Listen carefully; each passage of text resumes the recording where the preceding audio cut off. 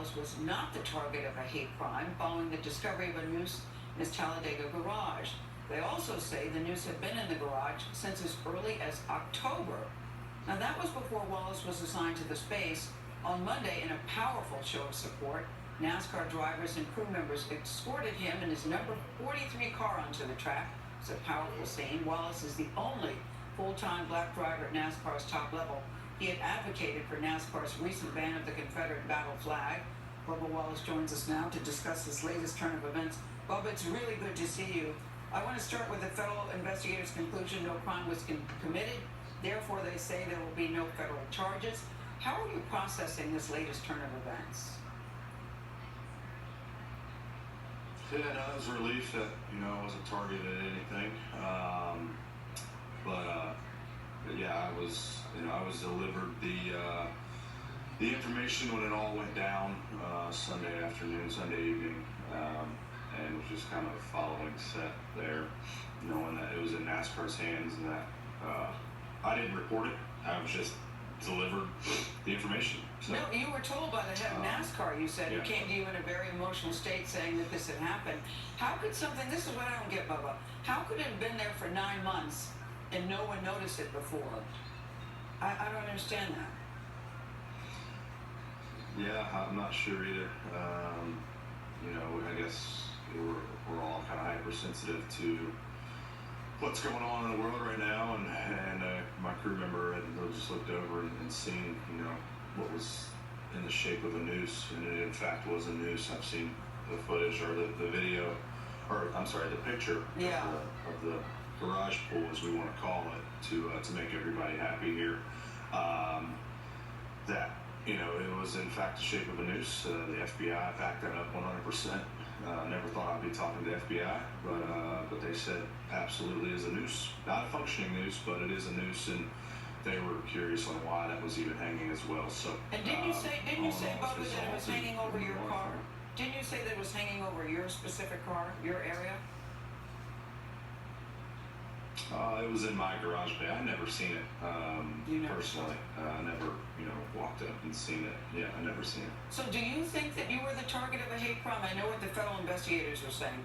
What do you think happened here? No, I don't think I was. When I heard the news, I wasn't immediately, scared or afraid of whatever it was. Mm-hmm. So I don't feel that way. I mean, yeah, we're all entitled to our opinions, and a lot of people were unhappy with the removal of the Confederate flag at NASCAR events.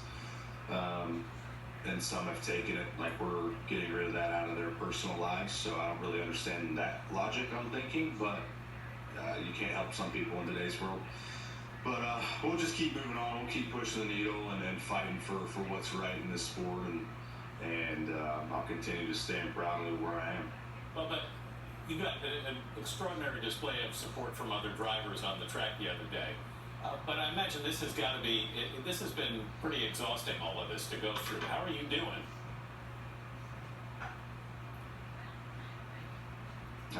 All good. You're doing okay? All good. Ready to go to Pocono. What did you think of that display of support that you received the other day?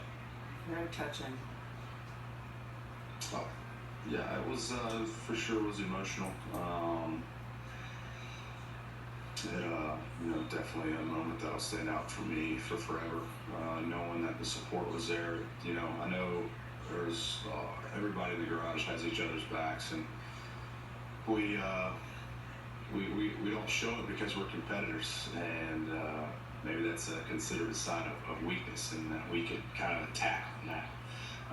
But knowing that we have that family support, that's how NASCAR is. It was good to see, and I definitely appreciate that. I really hope, Bubba, that this wasn't a hate crime directed at you. That would be very good news. But talked to your mom the other day. She said something very interesting to me. She said sometimes God will put your enemies in a position that you use them as a footstool to elevate and rise above it, and don't let anybody question your character and your integrity. And you seem to have taken that message, her words, to heart. Do you feel you're being tested? Oh, she is my mom. Yeah, yeah, she is. Oh, for sure. I'm being tested each and every day throughout this whole matter, whether it's right, wrong, or indifferent. You know, that's how life is. People want to dethrone you from the pedestal that you're on when you have a platform and when you have a voice.